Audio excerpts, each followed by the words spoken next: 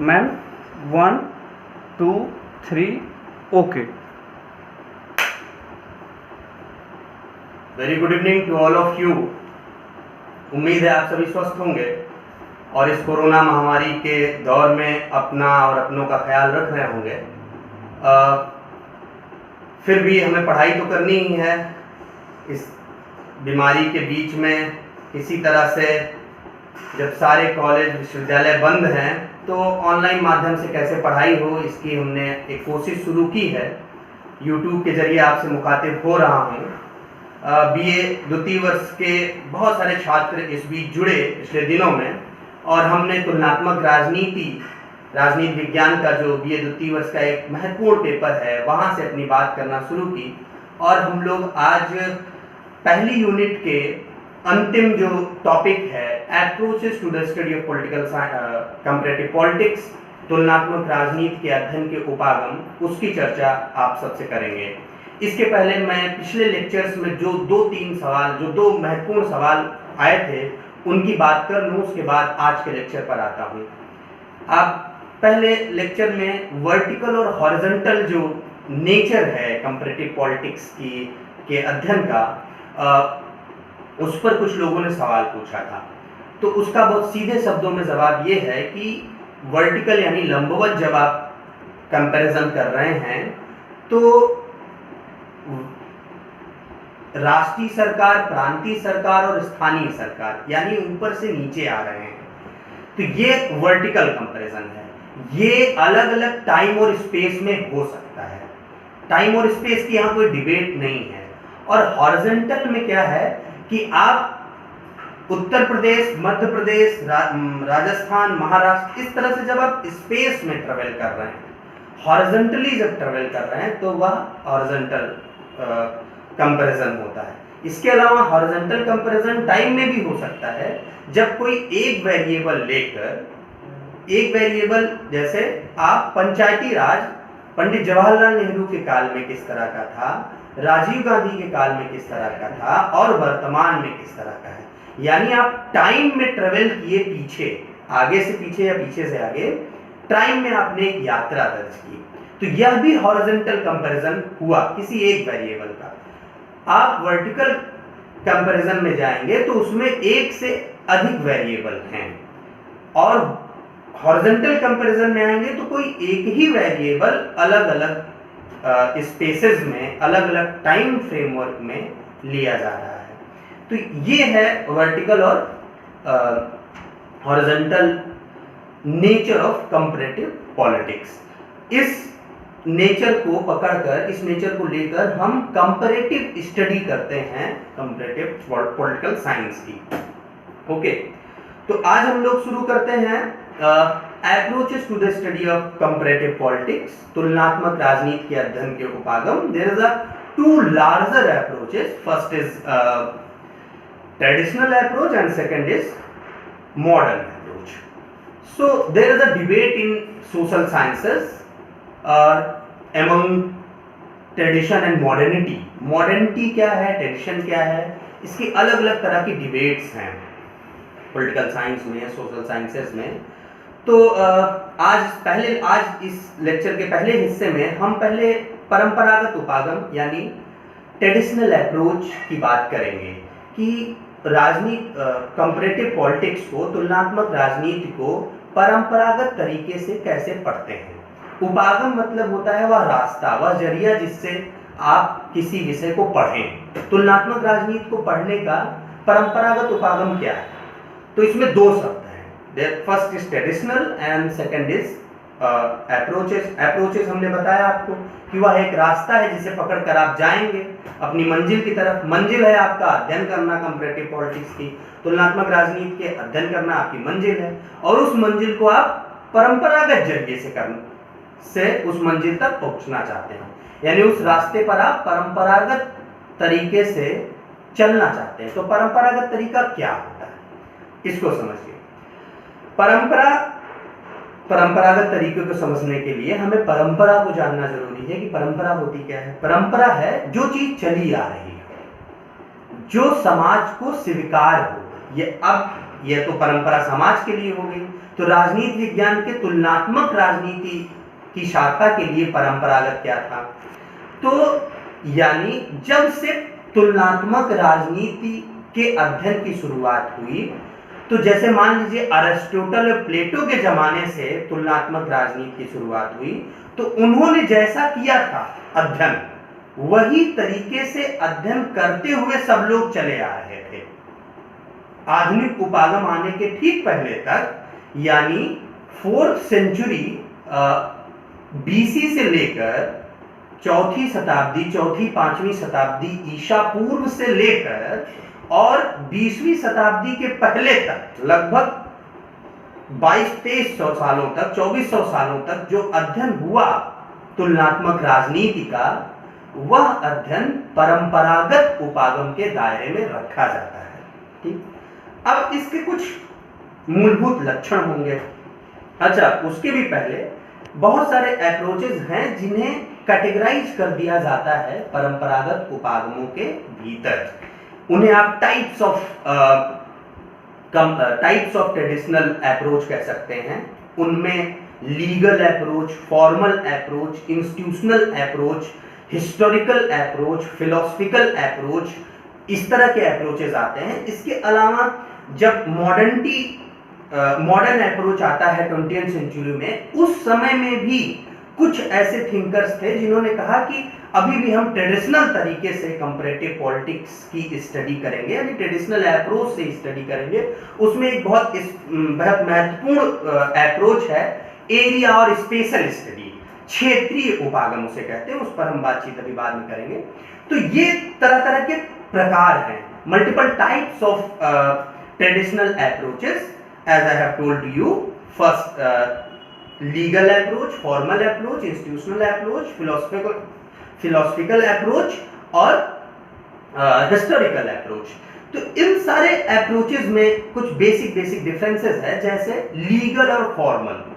Formal वह चीज होती है जब जो चीज नियमबद्ध है, जो रूल्ड है, स्टैट्यूट्स लिखे गए हैं, तो वो चीज फॉर्मल हो जाती है। यानी उन्हीं चीजों का अध्ययन करना, उन्हीं संस्थाओं का अध्ययन करना जो नियम कानून के जरिए स्थापित की गई हैं। जैसे सरकार के अंग, व्यवस्थापिका, कार्यपालिका, न्यायपालिका या कोई भी अंग का अध्ययन जो नियमों कानूनों के जरिए स्थापित किया गया हो। राज्य के उन सभी अंगों का अध्ययन, study of all organs of state which have been established by rule, statutes and regulations. Okay, so अब आप देखिए कि legal approach, formal approach and institutional approach, जिसे संस्थागत उपागम कहते हैं, उसमें एक तरह की सिमिलरिटी है। संस्थागत में भी जो इंस्टीट्यूशंस होंगे स्टेट के, उन्हीं का आप अध्ययन करेंगे।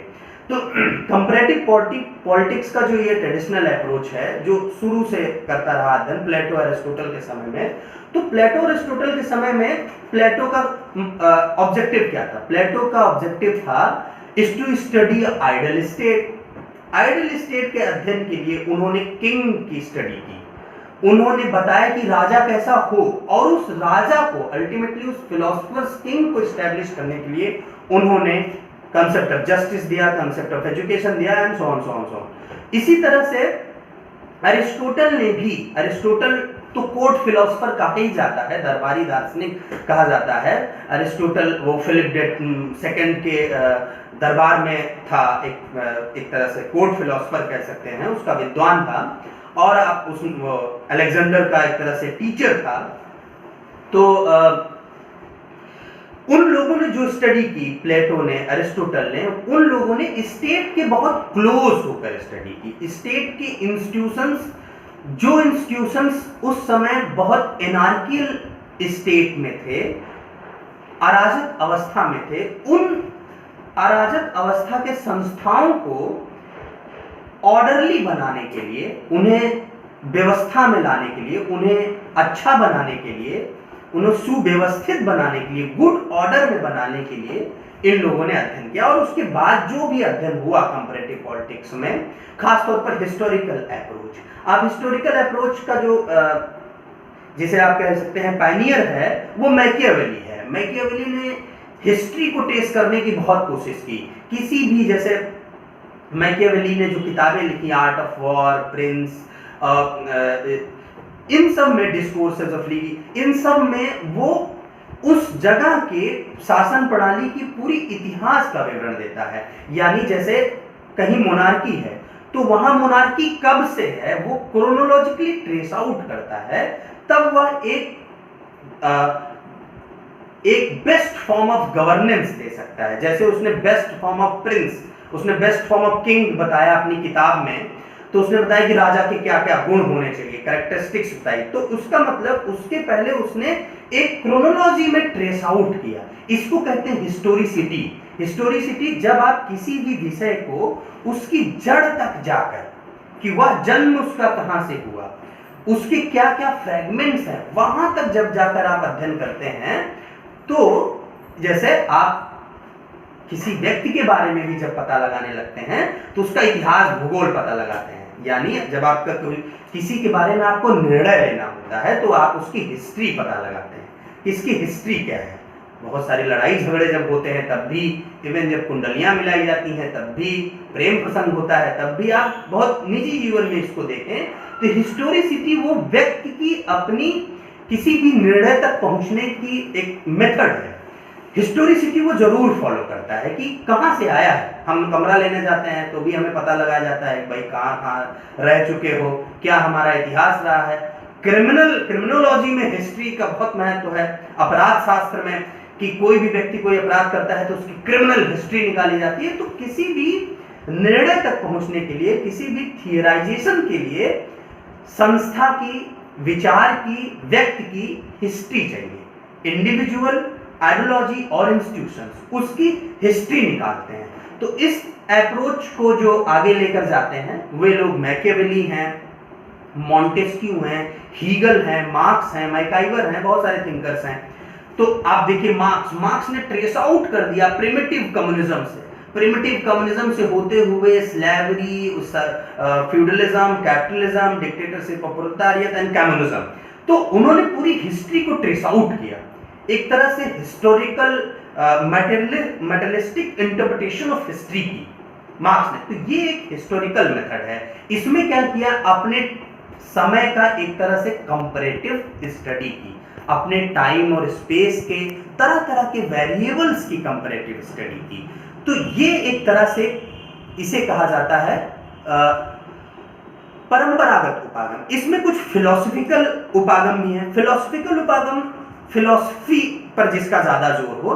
फिलोसफिकल उपागम क्या है, फिलोसफी किसे कहते हैं, दार्शनिक उपागम। आप दार्शनिक उपागम यदि देखें तो उसमें दार्शनिक जो होता है उसका पहला लक्ष्य ये होता है कि वो नॉर्म्स तय कर देता है पहले, यानी मानक आदर्श निर्धारित कर देता है। जैसे प्लेटो और अरिस्टो ने किया, अपने समाज के लिए पहले से ही आदर्श निर्धारित कर दिए। उनका लक्ष्य था कि वो यथार्थ में, यानी एज इट इज जो है स्टेटस को, उसमें कम यकीन रखे, वो क्या होना चाहिए, यानी वो समाज को कहां ले जाना चाहते हैं, इनमें यकीन रखते हैं। इसके लिए प्लेटो ने भी आदर्श राज की स्थापना का सिद्धांत दिया, अरिस्टोटल ने भी आदर्श राज की स्थापना का सिद्धांत दिया। इसके अलावा ये जो फिलोसफिकल अप्रोच की जो परंपरा है, ये फ्रॉम प्लेटो अरिस्टो से शुरू होके और हीगल और ग्रीन तक चली आती है, मिल तक चली आती है। ये सभी, इन सब का जो ऑट टू बी मतलब क्या होना चाहिए, इस पर था। यानी समाज को कहां जाना चाहिए, समाज की वेलबींग किसमें है, इस पर ज्यादा जोर होता है दार्शनिक उपागम का।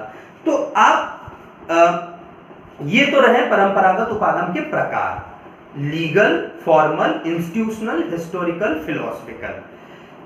अब इनकी आप कुछ बेसिक कैरेक्टरिस्टिक्स देखिए। इनकी बेसिक कैरेक्टरिस्टिक्स क्या है कि ये पूरी तरह कंपैरेटिव नहीं है, यानी ये लेस कंपैरेटिव है, क्योंकि कंपैरिजन के लिए टाइम और स्पेस का बहुत महत्व है।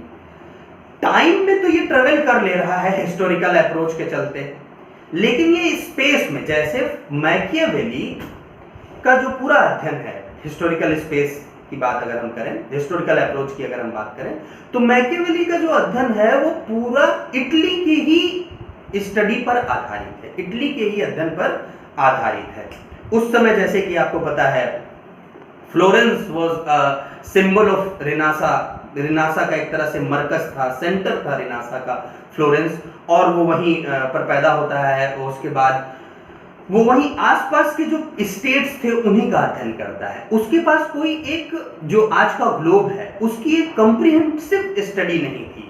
आप मैकियावेली का टाइम याद करिए 15th सेंचुरी, और उस समय 15th सेंचुरी में हिंदुस्तान में भी दिल्ली सल्तनत थी, तो यानी हिंदुस्तान का भी एक लंबी हिस्ट्री है, पॉलिटिकल हिस्ट्री है हिंदुस्तान की 6th सेंचुरी BC से, फ्रॉम हरियक एम्पायर, हरियक वंश से लेकर और दिल्ली सल्तनत तक आ चुके थे। तब मैकियावेली अपना विचार दे रहा था प्रिंस से रिलेटेड, लेकिन उसके पास कोई इंडियन कंसेप्ट नहीं था किंग का, उसके पास कोई एशियन नोशन नहीं था।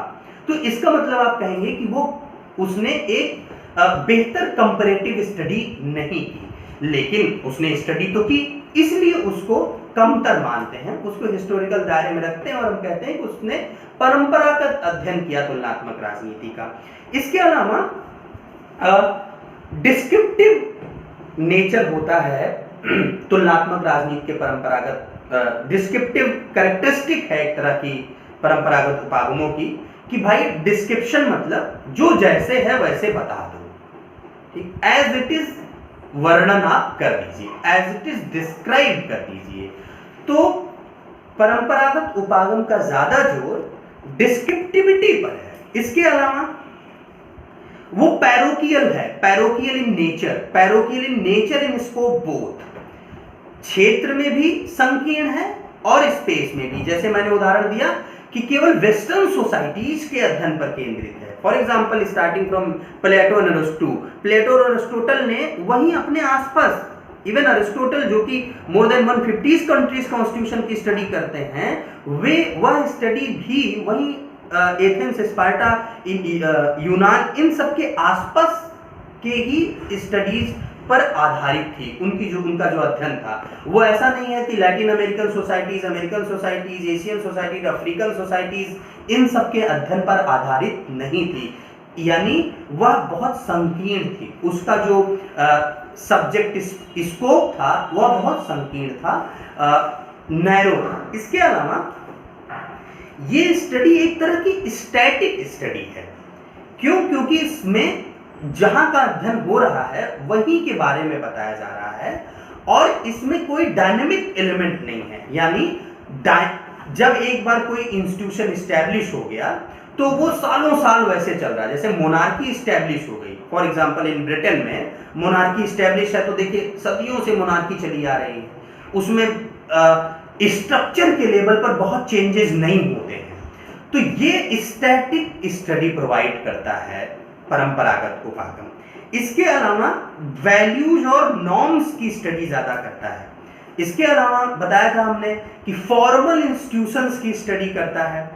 इसमें जो डायनेमिक एलिमेंट्स होता है, डायनेमिक एलिमेंट्स किसी भी पॉलिटिकल इंस्टीट्यूशन के क्या होते हैं, डायनेमिक एलिमेंट्स जो है वो ह्यूमन बिहेवियर होते हैं।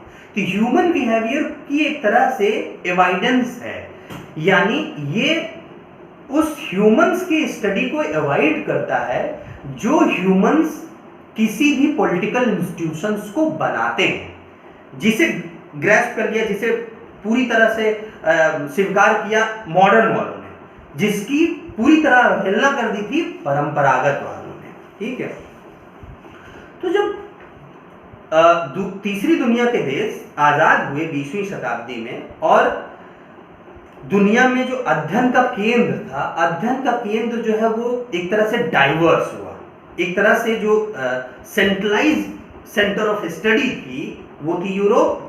तो सेकेंड वर्ल्ड वॉर के बाद, सेकेंड वर्ल्ड वॉर छोड़ दीजिए, फर्स्ट वर्ल्ड वॉर से ही जो सेंटर ऑफ स्टडी थी वो यूरोप से अलग अलग देशों में जाने लगती है। यूरोप से अलग अलग देशों में क्यों जाने लगती है, इसके पीछे भी 200-300 सालों का इतिहास था, क्योंकि कॉलोनिज्म आ चुका था 16वीं शताब्दी से। 16वीं, 17वीं, 18वीं और 19वीं शताब्दी में पूरी दुनिया कॉलोनाइज हो चुकी थी और कोलोनाइजेशन के कई कई फेज थे। आपको पता है कि पहले यूरोपियन कंट्रीज पूरी दुनिया को कोलोनाइज करती हैं और फिर उनका एक्सप्लॉयटेशन करती हैं। फिर 19वीं सेंचुरी के मिड से उन कोलोनाइज्ड कंट्रीज में एक तरह का सोशल मूवमेंट शुरू होता है, फ्रीडम स्ट्रगल जिसे कहते हैं आप, एक आंदोलन शुरू होता है आज़ादी के लिए। उन कोलोनाइज्ड कंट्रीज से मुक्त, जो कोलोनाइजर्स थे उनसे मुक्ति के लिए आंदोलन शुरू होता है। तो उनके यहाँ शिक्षा का प्रचार प्रसार होता है, जागरूकता फैलती है, तो वो भी अध्ययन का विषय हो जाते हैं। जैसे फॉर एग्जांपल ब्रिटेन ने, इंग्लैंड ने हमारे यहाँ कई सारी यूनिवर्सिटीज इस्टेब्लिश की, कई सारे रिसर्च इंस्टीट्यूट्स इस्टेब्लिश किए। उन्होंने जो हमारे टेक्स्ट थे उनका ट्रांसलेशन किया तो बहुत सारे लोग उसको पढ़ सके। अलग अलग भाषाओं में ट्रांसलेशन हुए, फारसी, उर्दू, अरबी, संस्कृत, इंग्लिश, कई सारे भाषाओं में ट्रांसलेशन हुआ। तो इसमें एक ज्ञान की नई परंपरा विकसित हुई इस कोलोनाइजेशन के पीरियड में। ये जो क्या कहते हैं कोलोनाइज्ड कंट्रीज थे उनके, ये अफ्रीका के कई सारे देशों में हुआ, लैटिन अमेरिकी कंट्रीज में हुआ, एशिया के कई सारे देशों में हुआ। और इससे क्या हुआ कि इससे जो तुलनात्मक राजनीति का उपागम था, परंपरागत उपागम, वो अध्ययन के लिए पर्याप्त नहीं रहा। क्यों? क्योंकि वो पहले स्पेस में आगे बढ़ गया, यानी western societies, western countries, western states के अध्ययन से आगे बढ़ गया। एशिया भी केंद्र में आ गया, अफ्रीका भी आ गया, उधर लैटिन अमेरिका आ गया, उधर साउथ ईस्ट एशिया आ गया। तो अब जो दुनिया में जो इंटेंसिव पॉलिटिकल इकोनॉमिक एक्टिविटीज थी उसका जो सेंटर है वो बदल रहा था। आप देखें कि उस समय से जो प्लेटो और एरिस्टोटल से लेकर और 19वीं सेंचुरी के पहले तक जो केंद्र में था वो यूरोप था, और यूरोप से जुड़े हुए जो देश थे जो कोलोनाइज्ड हो चुके थे। लेकिन 20वीं सेंचुरी तक आते आते जो देश आजाद होने लगे, उनकी मॉडर्न एज में एक इंडिपेंडेंट पहचान होने लगी। जैसे आप देखिए कि गोलमेज सम्मेलनों में जो राउंड टेबल कॉन्फ्रेंसेस थी उसमें इंडिया एज अ कंट्री के रिप्रेजेंटेटिव सुपर पावर्स जो उस समय वर्ल्ड पावर्स थी उनके साथ डायलॉग करने लगे, और वही लोग जो डायलॉग करने गए थे वो 15-20 साल बाद आज़ादी पा जाते हैं। और 1947 में हमें आज़ादी मिलती है, फिर बाद में श्रीलंका और चीन और बहुत सारे देश दुनिया के आज़ाद होते हैं। तो ये एक तरह की आत्मनिर्भरता थी। तो यहीं से ये जो आत्मनिर्भरता थी, यहीं से हमने एक नए तरह के पॉलिटिकल इंस्टीट्यूशन को सेटअप करना शुरू कर दिया। और इस सेटअप की स्टडी करने के लिए जो western notion of traditional approach था वह पर्याप्त नहीं रह गया था। क्यों? क्योंकि वह केवल वेस्टर्न सोसाइटीज के अध्ययन पर आधारित था, और ये जो नए देश बन रहे थे जिन्हें third world developing countries, Asian, African और लैटिन अमेरिकन कंट्रीज कहते हैं, इनमें कुछ नए तरह का डेवलपमेंट हो रहा था। ये पूरी तरह कैपिटलिस्ट, ये पूरी तरह डेवलप्ड नहीं थे। इनके यहाँ जो कल्चरल एथनिसिटी थी वो बहुत डाइवर्स थी, वो बहुत हेट्रोजिनस सोसाइटीज थी। अलग अलग कास्ट, हजारों कास्ट, अलग अलग रिलीजन्स और रेस के लोग थे। तो एक हेट्रोजिनस सोसाइटी में जो पॉलिटिकल डेवलपमेंट हो रहा था वह भी बहुत हेट्रोजिनस हो रहा था। ये वहाँ के कॉन्स्टिट्यूशंस निर्मित हो रहे थे। तो जो वेस्टर्न सोसाइटीज का जो स्कॉलर्स थे उनका ध्यान एकाएक इधर गया, और यहीं से ये एक तरह से पॉइंट ऑफ डिपार्चर हुआ from traditional approach to the comparative politics to modern approach to the comparative politics. तो यहां से जो है मॉडर्न अप्रोच आता है। मॉडर्न अप्रोच पर बात करने के पहले हम तुलनात्मक राजनीति का जो परंपरागत उपागम है उस पर एक बात हम और करना चाहते हैं, जो हमने शुरू में आपका ध्यान आकर्षित किया था कि जब मॉडर्न अप्रोच आ गया, अभी वो क्या है इसको हम बाद में बात करेंगे। जब मॉडर्न अप्रोच आ गया तब भी कुछ लोग ऐसे थे जो ये कह रहे थे कि अभी परंपरागत उपागम से ही हमें अध्ययन करना चाहिए। वे कौन लोग थे? तो उन्होंने दो तरह के उपागम बताए, एक प्रॉब्लम डोमिनेंट अप्रोच और दूसरा एरिया अप्रोच। यानी कोई प्रॉब्लम है किसी जगह पर, तो उसका अध्ययन करने के लिए, जैसे मान लीजिए कोरोना महामारी है, ठीक, तो उसका अध्ययन वो कहे कि ये प्रॉब्लमेटिक है, तो हम इसकी एक ट्रेडिशनल अध्ययन करेंगे कि भाई अलग अलग स्टेट्स ने क्या क्या मैकेनिज्म अपनाया, क्या क्या लॉज बनाए इसके लिए, कोरोना महामारी से निपटने के लिए, या इसी तरह से कोई और पैंडेमिक फैला हो या कोई किसी तरह की और प्रॉब्लम रही हो, तो उन समस्याओं से निपटने के लिए कुछ विद्वानों ने कहा कि हम प्रॉब्लम सॉल्विंग अप्रोच को अपनाएंगे, जिसमें हम समस्या का समाधान प्रस्तुत करने की कोशिश करेंगे। जैसे उसमें बहुत सारे देश हैं जो एक ही समस्या से ग्रस्त हैं, जैसे टेररिज्म तो बहुत लेट बाद में आया, उस समय अगर मान लीजिए कोई एथनिक क्लींसिंग है या कोई सेक्टेरियन क्लैश है, आपस में निर्जातीय संघर्ष हो चुके हैं, ऐसी तमाम सारी समस्याएं अगर किसी देश में हैं, तो हम उसका एक अध्ययन करेंगे। यानी किसी तात्कालिक समस्या के समाधान के लिए जो रास्ता अपनाया जाता है वह रास्ता भी परंपरागत उपागम में आता है। इसके अलावा एरिया स्टडीज कि किसी क्षेत्र विशेष का अध्ययन करेंगे, उसमें वो डेवलपिंग कंट्रीज हो सकती हैं, अंडर डेवलप्ड कंट्रीज हो सकती हैं, या किसी भी क्षेत्र का अध्ययन कर सकते हैं वो लोग।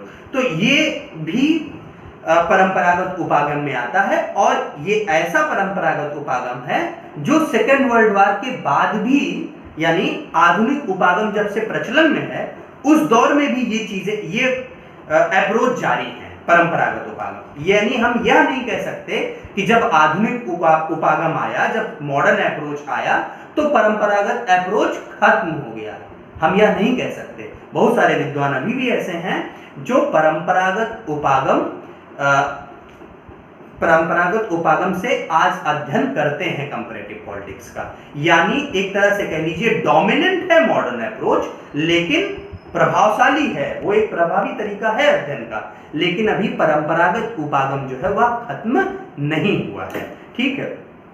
क्योंकि इसकी सबसे बड़ी खासियत थी मूल्य आधारित अध्ययन। इसमें वैल्यूज, यानी इसमें जो अध्ययन कर रहा होता है उसका अपना सोचने समझने का नजरिया क्या है, उसकी अपनी सब्जेक्टिव एनालिसिस क्या है किसी चीज की, उसकी अपनी आइडियोलॉजिकल पोजीशन क्या है किसी भी पॉलिटिकल इंस्टीट्यूशन को देखने की, उसका बहुत प्रभाव पड़ता है इस अध्ययन पर, परंपरागत उपागम पर। तो इसलिए आज तक यह प्रचलन में है। बाद में जब आधुनिक उपागम भी परंपरागत उपागम का यह गुण ले लेता है, आपको पता है व्यवहारवाद और उत्तर व्यवहारवाद की डिबेट, जिसमें उत्तर व्यवहारवाद में बाद में जो परंपरागत उपागम था उससे मूल्य ले लिए जाते हैं, क्योंकि व्यवहारवादी उपागम मूल्यों को छोड़ दिया था। तो आधुनिक उपागम जो है तुलनात्मक राजनीति के अध्ययन का, वह मूल्यों को छोड़ देता है, लेकिन बाद में जब पोस्ट बिहेवियरिज्म आता है तो वही आधुनिक उपागम उन मूल्यों को भी लेता है। अब हम अगले लेक्चर में आधुनिक उपागम पर तुलनात्मक राजनीति के अध्ययन की विस्तृत चर्चा करेंगे। आप लोगों को जो भी सवाल परंपरागत उपागमों पर है वो आप पूछ सकते हैं। कुछ चीजें जो बिंदुवार मैंने बताई हैं वो मैं स्लाइड्स में आपके सामने रखूंगा। हाँ, आपसे गुजारिश है कि ज्यादा से ज्यादा लोगों के पास इस वीडियो को पहुंचाएं, लाइक करें, सब्सक्राइब करें, शेयर करें और कमेंट्स में सवाल पूछें। व्हाट्सएप पर व्यक्तिगत सवाल पूछना थोड़ा सा एहतियात बरतें कि ना हो पाए, और इस पे ज़्यादा से ज़्यादा लोगों को इंगेज करें। ये सिलसिला BA सेकेंड ईयर तक ही सीमित नहीं रहेगा, निश्चित तौर पर ये आगे अन्य कक्षाओं, इंटरनेशनल रिलेशंस को भी कवर करेंगे हम, पब्लिक एडमिनिस्ट्रेशन को, वेस्टर्न थॉट को, पॉलिटिकल थ्योरी को, और मेरी कोशिश है कि ये UGC और सिविल सर्विसेज की तैयारी करने वाले छात्रों तक भी कुछ छोटे छोटे वीडियोज पहुँचे। बहुत बहुत शुक्रिया।